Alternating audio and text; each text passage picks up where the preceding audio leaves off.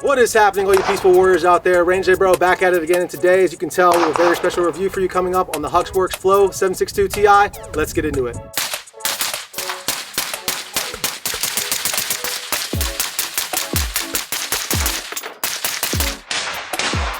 Alright guys, welcome back to the channel. Today, we have a very special video for you guys. I've been waiting for a long time to get my hands on this HUXWRX Flow 762 Ti. This is their latest and greatest in the flow-through technology, and I've wanted this can specifically for my 762 DMR, the HKMR 762, so I'm really excited about this thing.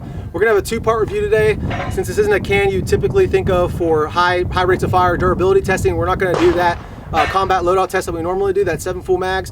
Instead, we're gonna do more of a accuracy test today. We're gonna shoot a group today with the MR762, and then we're gonna throw the can on there, check the point of impact shift, and then afterwards, we're gonna head on over to the 1,000-yard range and shoot this thing at distance, 730 yards and 1,000 yards, see what kind of success we get, see if we get the same accuracy, which we'll be able to tell here as well at the 100-yard bay, and then just see how it sounds in general. So let's just start shooting. All right guys, so we're gonna shoot a 5-round group without the suppressor on there, and then we're gonna shoot a 5-round group with the suppressor, check the point of impact shift.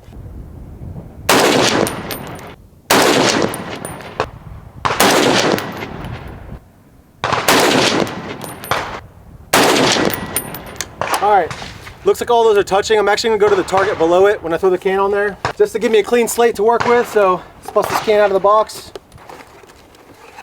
First impressions, this thing is incredibly light for the size. Just really excited to shoot this thing. We do have the HUXWRX 762 flash hider up front. So this thing is super light. First impressions, you can see it's a 3D printed titanium can. I'll roll the stats in on the bottom of the screen. And as you can see, I have the flash hider on here.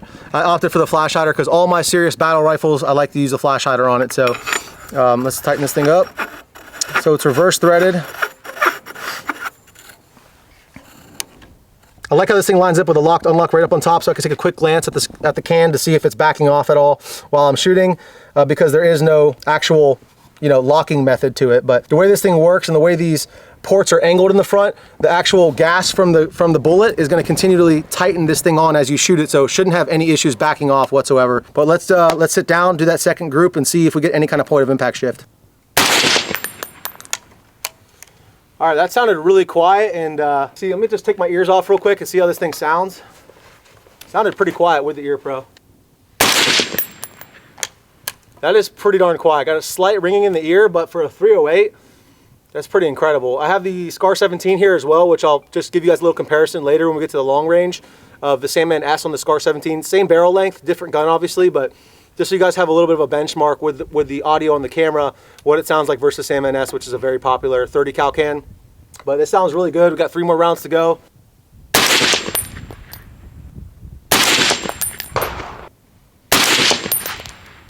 All right, let's head on down range and see what we got. All right, guys, so as you can see on the top target here, that's without the suppressor. All 5 rounds touching, definitely a 1-inch gun right there. Sub him away if you ask me. And then down here is with the Flow 762. So you can see a shift 1 inch, 1.5 inches low, and then an inch to the right. I'd call it 1 by 1, low to the right. But then the group also opened up. I'm not sure if I threw that first shot. I don't think I did. But again, that's the human factor there. So do what you will with that information. I think it's an acceptable point of impact shift. And the accuracy, although that one flyer there could have been ammo, could have been me, could have been the can.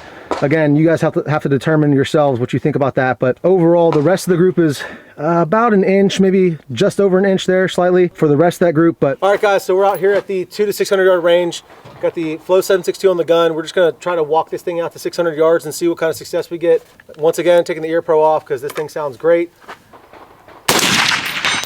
Hit 200. Let's go to 3.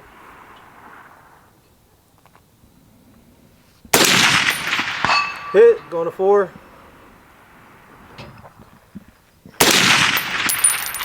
Hit, let's go to 5. Oh, it's a little further than I thought it was. There it is.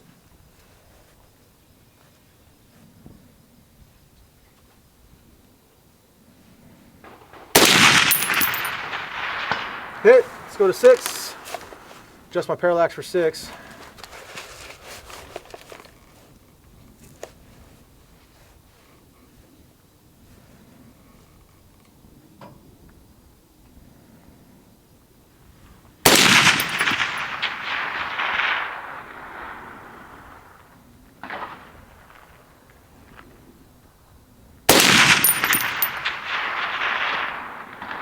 Hit. Clean run besides one miss at 6. All right, guys, so we're at the 1,000-yard range here at RPR. Big shout out to RPR Ranch. Thank you so much for these guys letting me use this place. I love it. If you're in the area, come out and check this place out. With that being said, we're going to shoot a couple rounds at 1,000 without the can. Once I get a couple impacts and I feel confident with my holds and all that, I'm going to throw the can on there and see if we could replicate it.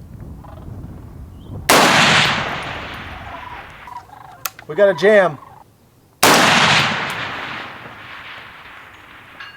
Hit. This thing is short stroking right now. It's weird. I've never had this issue with this rifle, so.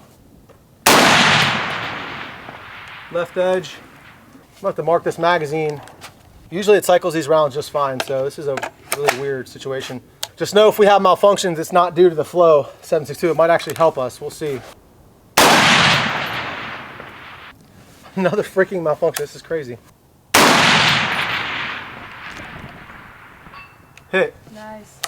Left edge. Another malfunction. Okay, I'm going to change this mag out.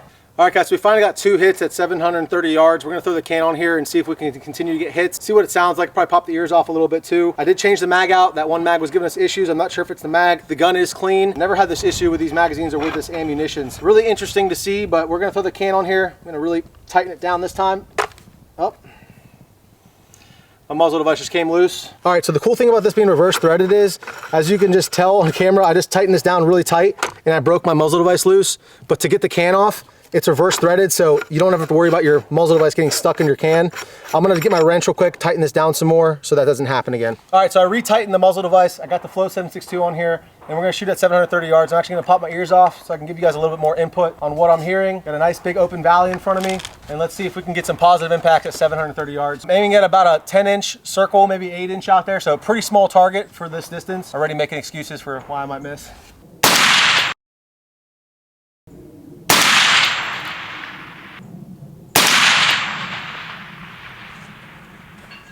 Hit left edge. So I'm dancing around it right now. I can definitely start to tell there's a little bit of mirage right now coming off the can. So starting to shoot a little bit higher rates of fire. You can see it from here. There's a mirage coming off, and at these distances, it really starts to affect. It really starts to affect your view through the scope. You already have enough atmospheric conditions, you know, if it's not a clear day and whatnot, to kind of obstruct your view. So it's really starting to get hard. But again, that's about probably an 8-inch plate out there at 730 yards. So seem to have solved the malfunctioning issue with this magazine. So I'm gonna mark that one up and make sure I take a look at it, clean it, whatever I need to do. I'm gonna see if I could do a little bit more dialing and get out to 1,000 yards with this thing. It's done it before. So I'm gonna see if I can confirm my dope. I just changed the scope mount out. So let's see if we can shoot at 1,000 yards. As far as the can goes, sounds incredible to my ear. So I think mostly with the flow through cans, you're worried about it's not gonna be as quiet downrange to whatever you're shooting at. But if you're any good, not like me, then they shouldn't have anything to worry about. They won't hear the sound anyway, so.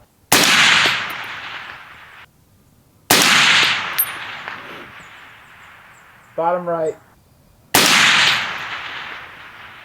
Hit. The mirage is so bad off this can right now, the target is completely blurry. Hit. Can barely hear it.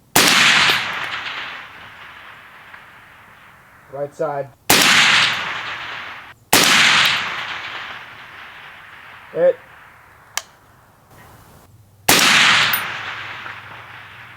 Hit. Same spot. Okay. Saw here first, folks. As far as the can goes, plinking at 1,000 yards, not rapid fire, extremely comfortable without ear pro. My ears aren't ringing at all. It might be because I have built-in tinnitus at this point, but it sounds great.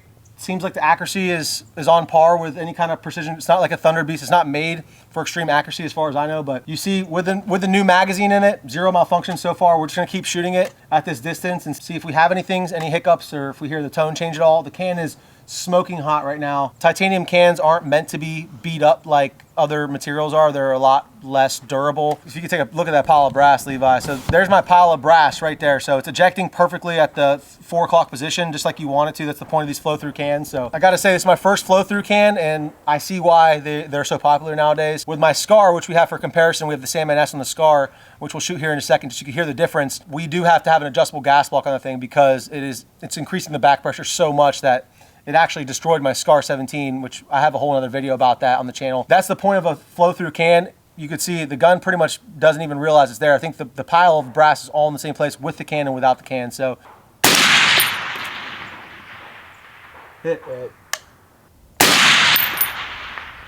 Didn't see that one. I didn't see it either. We have bolt lock back, so seemed that magazine was the issue. Again, the can wasn't even on the gun when we were having those problems, but really impressed. Let's let this thing cool down. We'll get the SCAR 17 and just shoot a couple rounds with that so you guys can hear the comparison. All right, so we have the SCAR 17, same exact ammo. This time instead we have the Sandman S on here. So this is one of the most popular 30 cal cans on the market right now. All right, SCAR 17 for comparison.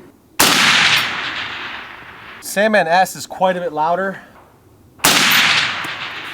It's a little bit louder, but it's still not making my ears ring.